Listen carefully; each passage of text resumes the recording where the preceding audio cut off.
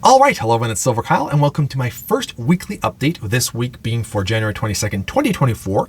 Essentially a vlog type of video where I will be going over what I was up to in the past week, what I'm hoping to be up to in the following week, and it's mainly going to be focused around what books I've been reading, how much I'm enjoying them, how far I am into them, what I'll be reading next, along with video games, movies, or TV shows that I might have looked at in the past week, and then also talk about what I'm hoping to produce basically in the following week on YouTube. So let's dive into the books first, because I have 4 books here to talk about that I've touched in the past week. I have a very unique and different approach to reading books. I generally read quite a few, usually 2. It's not more than 2 usually. I did finish one of them, which is why I have 4 to talk about. And just by chance, I was reading 2 books and a third book came into the mail and I wanted to start it, so I dived into it. So I'm reading 3. That's about the most I'll ever go. It's usually 2 or 3 that I'm reading. So let's dive into the book that I did finish in the past week, and that is The Atlas 6 by Olivia Blake. And this I will be doing a video review of. Within the middle of the week is when I'm hoping to kind of release that. And this is a dark academia type of book where there's essentially 6 people that are very high in the ranking of people that can use magic, and they're being looked at into joining the Alexandria library, essentially, where they can do a lot of research and see all the different kinds of magic that was used in the past. And one of them will not be able to continue, so it's basically they're going to have to choose which one will not continue out of that 6. And I absolutely hated this book. I'm going to do the review, and I'm thinking that it is going to be the most venomous negative rant I've ever done, because this book should not be read by anybody. And that's something that I don't like. I will say, there's specific things that I can see that I might not have liked it, and it might not have been my cup of tea, but I can see that somebody else would enjoy that. I don't know if that's possible with this. So that should be an interesting review. But the characters in this are the worst I have ever seen. And I'm thinking that maybe in movies I might have seen like more negative characters, but there's nobody to root for. To me, that's the biggest thing. If you don't have any character to root for, why am I going to bother reading this? There's so much more, but we'll save that for the review. I had such a hard time getting through this. Yeah, that's going to be interesting. On the other hand, though, I am very much enjoying The Empire of the Vampire. This is some different stuff here. We're talking about kind of like a fantasy book where vampires have taken over. It's been 27 years since, the sun has really been out. And we're kind of going through an interview process, going through Gabriel's life and how he got to be where he is now. And at the beginning, I was kind of like, it's okay. I'm only about maybe 150 pages into the book at this point in time out of like 700. So there's quite a bit to go here. And there is a sequel coming out in March, and so that's why I want to finish this before then. I'm enjoying it. It's the beginning was kind of slow, and I wasn't like feeling it. I wasn't really connecting with Gabriel. But now things are starting to progress a little bit more for where he is. And one thing, too, is he's kind of jumping back and forth. I generally don't like that when that happens in books. I know that it's a form of storytelling. It's just usually never done well, because I liked, other than Memento. Memento is a movie, granted, but still, I would probably have to think really long and hard about a book that did it really well, where they kind of jumped back and forth between different time periods. But either way, it's kind of getting interesting where they're at right now. So I am very much enjoying The Empire of the Vampire. Moving on from there to a book that I'm only like maybe 50 pages in, but The Lord of the Rings, The Return of the King. This is good. I mean, I stopped reading this when I was like 14 years old. I read Fellowship, I read Two Towers, stopped somewhere in Return of the King, and I'm liking this quite a bit. I'm liking it more than I did Two Towers, and granted, I'm only 50 pages in, but I might end up liking this more than Fellowship. I was not expecting this at all, because the other thing too is that I've seen the movies, and Return of the King is by far the weakest out of the 3. Like, it's not even close. Like, I probably like the first Hobbit movie more than Return of the King. And I know that's almost blasphemous, but the third Hobbit is just, and Desolation of Smaug it's okay. But The Unexpected Journey, there are definitely some good points in there. Some of the music is excellent. The scene where the dwarves are singing just gives me chills every freaking time. So anyway, but let's talk about the book here. I'm just really enjoying the little bit that we're getting for where the characters are. Pippin is in one area, Merry's in another, and they're kind of going back and forth between those two characters. And I feel like we're not going to get a big divide like we did in Two Towers, where it's going to be half the book one thing following one party, and then the other half is the other party. I think that we're going to kind of be meshing things together, which I'm very much more in tune with, and I would like that a lot more. I think that I won't get bored as quickly of specific things that are happening with certain characters that, you know, if you're reading it for half the book would be kind of long, but if you're splitting it up between others, I might be able to get into it a lot more. So I'm enjoying it quite a bit. And last but not least, this book that I just picked that just came into the mail because it just came out. So it's a new 2024 book. You got to smell the book because, I mean, that new book smell. That old book smells too. That's Empire of the Vampire. This is so random. I know that those of you that read books, you do this. You guaranteed you're putting your nose right in. This is probably arguably one of the best smelling books I've had in a long time. Anyway, let's dive.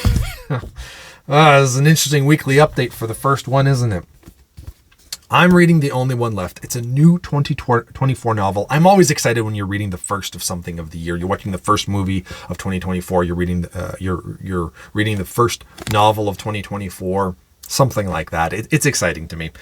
And this is a mystery, maybe a thriller. I'm about 70 pages in at this point in time. And it's basically about this character that meets that befriends somebody at her college or university that she's going to. They decide to move in together with two other women, and it's kind of their friend, the story of their friendship right before one of them goes missing. And 70 pages in, not a lot has happened. It's really been a focus on really introducing the main character who has gone through a tragedy recently and is trying to find herself. And she's not exactly an outcast, but she's not a very social person. And she's trying to be like that. And she's trying to form these friendships so that she can do things that she wouldn't exactly have done before. And she needs to rebuild herself essentially. And I just feel that 70 pages is quite a bit to kind of dive into that, where nothing is really happening. And I feel that you could have accomplished this within the first 30 pages to kind of set this character up without having to go for another 40 pages of the same thing. And it's very repetitious, in my opinion. But we're starting to get a little bit, and it's once again another one of those books that kind of goes before things started to hit the fan and then after. And I just want to stick to the after, because all the before is setting it up and setting up the characters and setting up the friendships and mainly the main character. And I'm just not digging it as much as I would. But I think this is like 370 pages or something. So there's another 300 pages to go.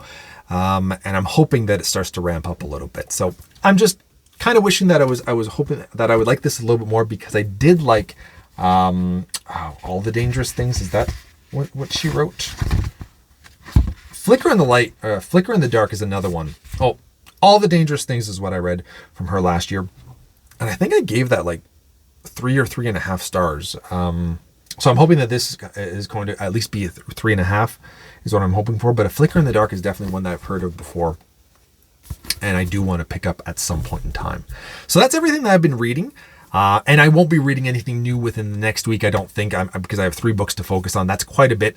The nice thing is that I could never really do 2 thriller mystery novels at the same time, because I feel like they're going to be way too similar a lot of the time. Same thing with 2 fantasy books, 2 sci-fi books, whatever it may be. So we've got our mystery novel here, and then we've got classic fantasy, right, with Lord of the Rings, and then we've got more modern vampire fantasy, and these 2 feel very different. I know that they're both basically classified as fantasy, but to me they do feel very different.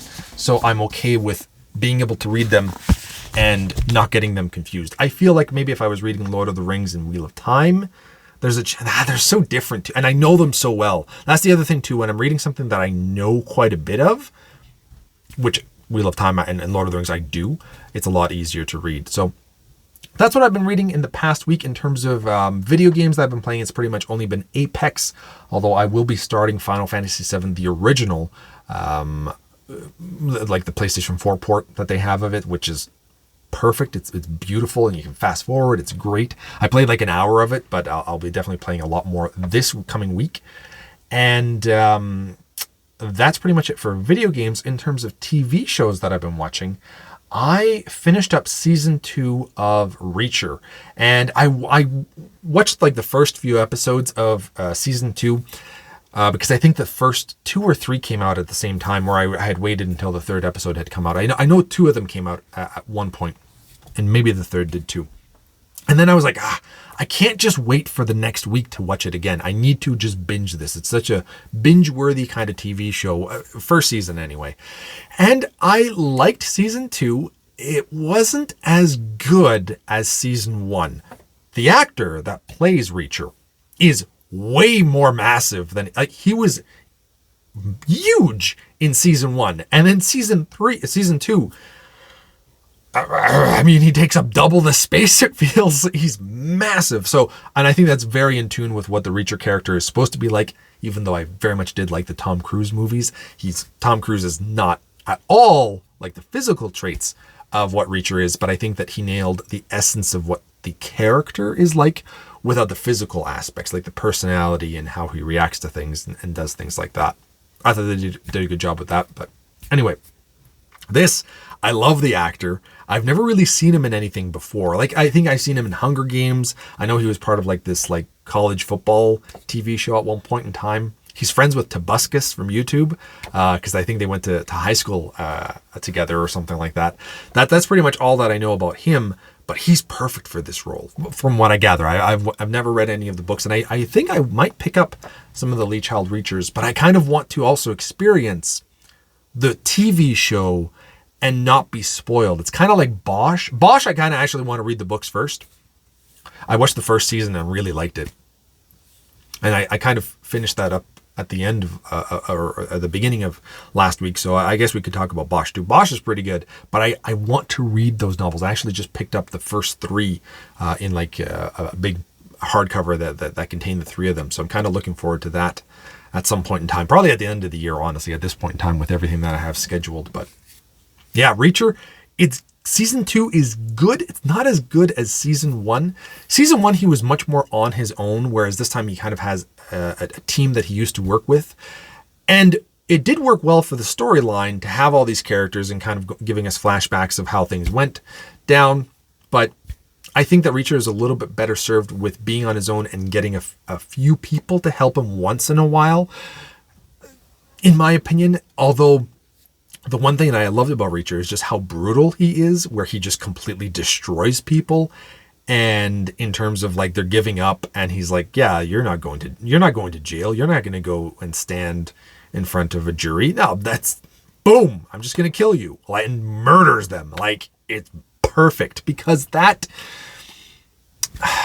I think that in real life, you wouldn't really do that, right? Like, that's depending on what the situation is. I've never been in a situation where I wanted to kill somebody ever, but in a real life situation, in a TV show, you see these characters and how brutal they are, and they just kill people. Like if somebody killed my brother or killed a friend or a family member or somebody that was just incredibly innocent, right, that I knew, and I knew that they were, we shouldn't go down this route.